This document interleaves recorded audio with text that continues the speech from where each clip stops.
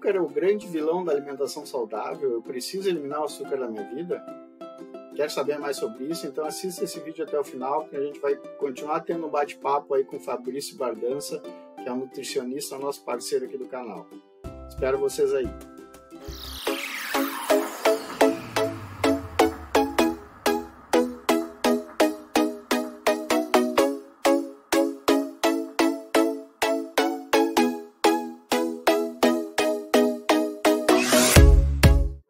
Olá, eu sou o Rogério Telmo, seja bem-vindo ao canal SSMA em Pauta e hoje recebo no bate-papo com o especialista o Fabrício Bardança, que é nutricionista graduado pela Universidade do Sul de Santa Catarina em 2012, tem especialização em nutrição clínica, metabolismo, prática e terapia nutricional, nutrição esportiva, gerontologia e saúde do idoso, nutrição em estética e emagrecimento e nutrição materno-infantil. Foi professor na UniBTA, é professor na Escola Técnica ProSaúde, responsável técnico na empresa Menu Confiança e na empresa Alternativa Sem Glúten. Foi gerente de nutrição e dietética no Instituto de Desenvolvimento, Ensino e Assistência à Saúde. Trabalhou na alimentação escolar na Secretaria de Educação de Maruí, Santa Catarina, e atua em consultório clínico, atendimento home care, academia, realiza consultoria nutricional e apresenta o quadro Toque do Nutri no programa de televisão Faça Acontecer. Oi, Fabrício, é um prazer te receber de novo aqui no nosso canal para mais um vídeo sobre nutrição. Ô, Rogério, obrigado aí mais uma vez pelo convite. Agradeço e vamos nessa. Você já ouviu falar da expressão eu troco o salgado pelo doce?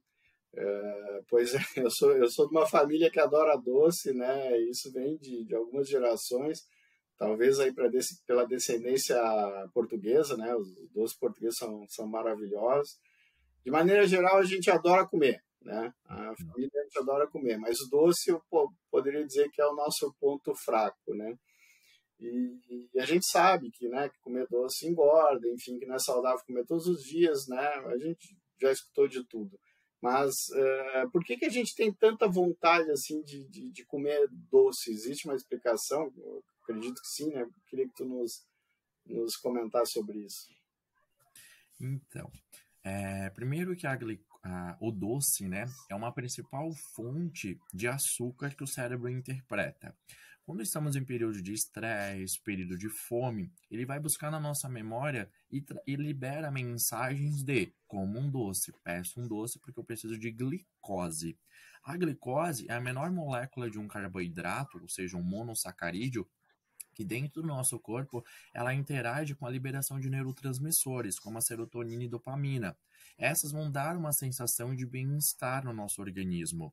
Então, essa vontade momentânea de ciclos em ciclos houver, né, o cérebro liberar essa necessidade dos doces, às vezes é porque a nossa rotina não está tão calma, não estamos dormindo tão bem. Então, às vezes, essa sensação de desejo por doce, ela está vinculada a hábitos. E a gente precisa prestar atenção.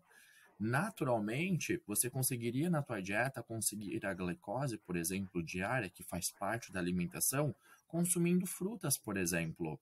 Só que fruta, por sua vez, aí que está, ela não vai ter essa bomba de açúcar, né, ou a glicose, um açúcar de alto índice glicêmico, ou seja, que interfere e muda a glicemia mais rapidamente possível, porque a fruta tem fibra alimentar.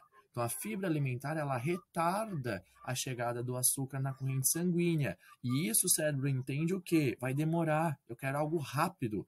Então, tu vai daí pensar num açúcar, o famoso para adoçar o café, um doce como sobremesa no teu almoço, um doce quando tu chega cansado do trabalho, no estresse, por exemplo. Então, o nosso cérebro, ele comanda o nosso subconsciente. Só que daí cabe a nossa disciplina, né? E ver qual é a fonte que eu vou jogar de glicose para dentro e então liberar os hormônios, né? Interagir com os neurotransmissores, que é o que vão dar essa sensação de bem-estar e calmaria. Essa é a maior sensação aí de prazer, né? Porque juntamente deles, nós vamos ter a liberação de opioides, né? Então, junto com os neurotransmissores. E isso dá essa sensação, como eu falei, de conforto. Então é tudo um ciclo. Nós temos que disciplinar o corpo. falou aí de opioide, né? Isso volta, né? Nos chama para a questão, né? De uma droga, né? E eu já ouvi falar que o açúcar, né? Vicia mais do que cocaína. Isso é fato ou é fake? É por causa dessa questão de liberação de opioides que as pessoas pensam e falam isso? Exatamente. O açúcar, né, o branco, e principalmente o refinado branco, né, que vai ter um alto poder a velocidade de absorção, né, ele interage mais rapidamente na glicemia. Então, isso faz com que ele interaja no nosso cérebro com neuropeptídeos, como a dopamina, como eu falei, né, a serotonina, a acetilcolina também, e os opioides, eles têm uma liberação neuroquímica semelhante a drogas que são estimulantes. Então a gente tem essa sensação, né, de observação de que o açúcar ele é viciante e nos deixa em alerta, em estado de alerta.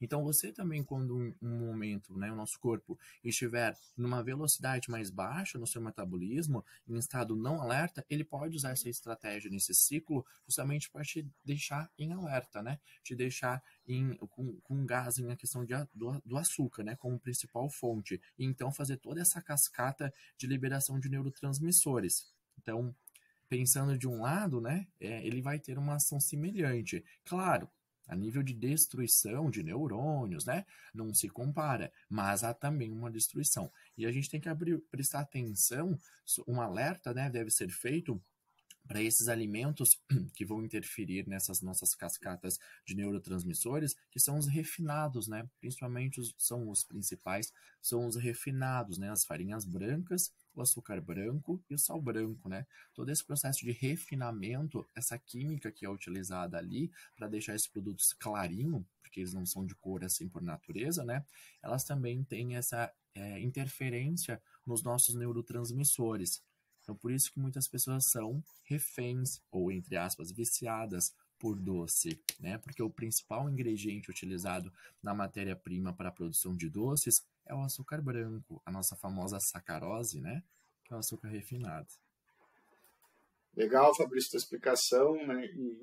E quanto a melhor orientação para consumo de açúcar, mesmo eu sendo, né, um louco por doce, eu consigo eliminar o açúcar da minha vida? Como que eu substituo também a energia que o meu corpo tem necessidade, né? Como é que eu mudo isso dentro da minha alimentação? Então, Rogério, a minha primeira orientação é, se você usa 2 colheres de sopa, por exemplo, para adoçar 1 xícara de café, comece caindo pela metade. Então, 1 colher de sopa. Nós precisamos entender que a papila gustativas, né? Então, em cima da nossa língua, nós temos os sensores do doce, salgado, azedo. Ela vai interpretar que aquele café está adoçado quando sentir, então, a sacarose chegar nelas. Então, se você botar 1, 2, 3, 4, 5 colheres de sopa, o efeito de mostrar que está doce é o mesmo. O que vai interferir, às vezes, é a quantidade, a velocidade, mais especificamente falando, pelo fato da quantidade de açúcar que você colocou nessa xícara.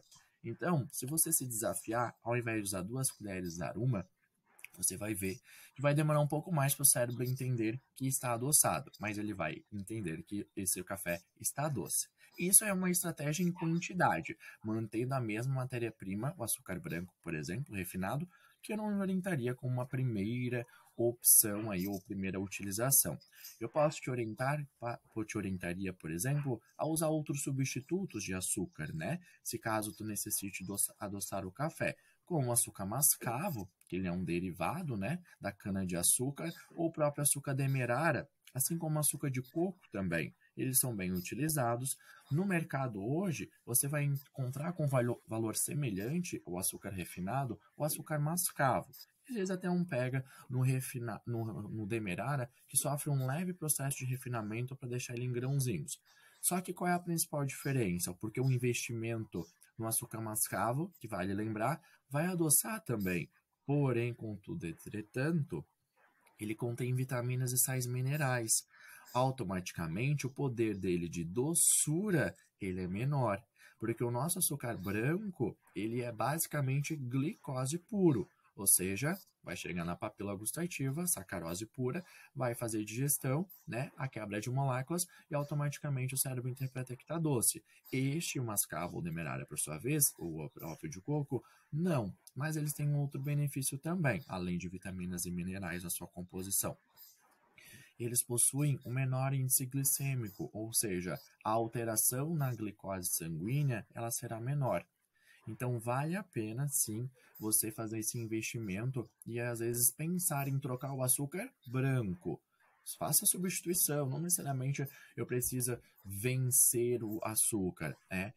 Não consumir o açúcar. Vai diminuindo, tudo é um processo, né? A reeducação no nosso cérebro é um processo. Da noite para o dia eu digo que é muito brusco, né? Que o cérebro não vai gostar nem um pouco, tenho certeza. Pode ter abstinência, inclusive. Mas, até porque como a gente falou nos vídeos anteriores, né? A questão de neurotransmissores, né? A gente tem essa influência. Então, diminuir é uma primeira estratégia. Segunda, substituição por açúcares de melhores qualidade.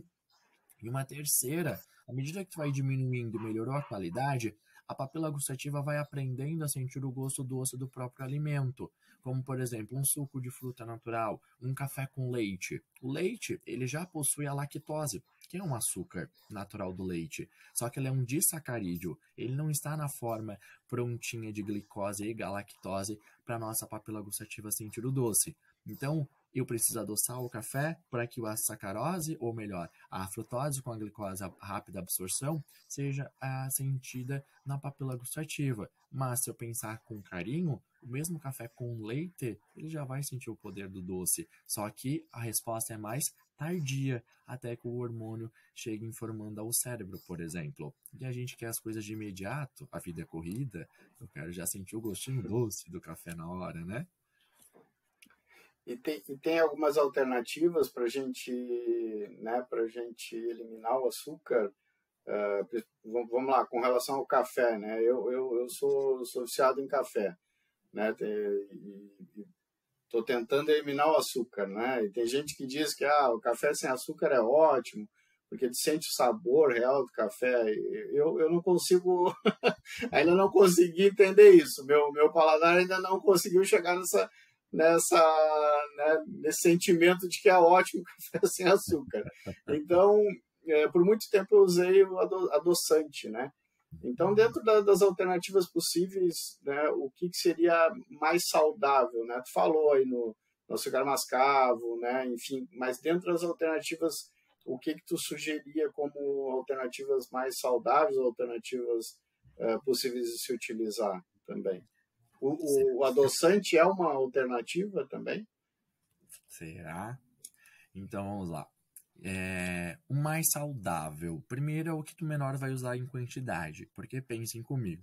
Se você usar o açúcar branco numa uma colher de sopa, ele vai ter X quantidade de glicose entrando no teu corpo. Se você utiliza o açúcar mascavo, que ao invés da mesma uma colher de sopa, você passa a usar duas, porque o poder de doçura dele é menor, você vai ficar elas por elas, às vezes, na quantidade de glicose. Então, vale a pena a gente já pensar nessa lógica. Vou fazer substituição, mas vou ser persistente, à educação da minha papila gustativa. Então, eu diria, igual eu sempre sugiro aos meus pacientes, tentarmos a substituição pelo primeiro açúcar mais próximo do açúcar branco, o famoso açúcar de mesa, que é o açúcar mascavo. Ele é trituradinho, ele é um pouco mais escuro, mas o poder de doçura dele é mais próximo do açúcar branco. É uma estratégia inicial. Então, ao invés de adoçares com colheres de sopa, por exemplo, tu substitui por colheres de sobremesa ou até chegar na colher de cafezinho. Porque uma colher de sopa pode te dar 2 de sobremesa medianas ou 3 de cafezinho. E o teu cérebro entender que tu trocou o branco pelo mascavo, pode te automaticamente pedir mais uma colher. Então, se você tiver uma de cafezinho e você botar 3 colheres de cafezinho, talvez não chegou ainda na quantidade de uma colher de sopa. Então, é uma estratégia em que nós driblamos o nosso cérebro mesmo, né? Então, a primeira que eu te daria, a questão da troca pelo açúcar mascavo. Depois a gente tem a questão do açúcar de coco, que ele tem uma interferência na glicose um pouco menor. Ele tem um baixo índice glicêmico que nós falamos. Ele é interessante, o poder dele aquisitivo não é tão barato quanto o mascavo, mas ele seria mais indicado para quem não pode, pacientes que não podem modificar muito a glicemia de uma vez, de uma forma brusca, que seria o caso dos diabéticos, né? Então seria uma estratégia de se usar com cautela, né, claro, e na quantidade prescrita aí, de acordo com a individualidade desse paciente, né, e de acordo com o nutricionista. E a terceira, então, mascavo, demerara, coco, e aí falamos do adoçante, né? E o adoçante, o que falar sobre ele, né? O adoçante, ele é uma química, então, criada no laboratório, em que você, olha o quão ela é química, né? Só para vocês refletirem. Ela consegue chegar na nossa papila gustativa, informar o cérebro que tem doce, que está adoçado, e não ser reconhecida na corrente sanguínea como glicose. Automaticamente, você não interfere na glicemia. Então, isso para um paciente diabético, por exemplo, que não pode ter interferência na sua glicemia, mas quer e precisa e necessita, é paladar, faz parte, sentir o gosto doce nas preparações, seria uma indicação. Mas, ressalto, existem as orientações contra a recomendação de adoçantes, como gestantes, por exemplo, e outras particularidades. É muito bom você só fazer esse uso se estiver de acordo com o seu médico ou nutricionista. Então, sempre informá-lo, né, que você tem esse desejo de utilizar. Em questão de calorias, o adoçante, realmente ele não vai ter. O que diz ser 0 caloria, ele não tem. Como eu te falei, ele tem o poder de enganar, né? Vamos usar a palavra enganar, as nossas papilas gustativas e dizer que é doce, não ser reconhecido no nosso organismo, automaticamente não interfere na glicemia e não é absorvido. Só que ele tem um detalhe. Ele pode causar, o que estudos já nos mostram, que antes a gente já imaginava, a desbiose intestinal. O que é uma desbiose? É uma desordem nas bactérias da flora intestinal. Opa, logo no intestino, Fabrício, que é o local de entrada de nutrientes? Exatamente. Então eu devolvo como reflexão.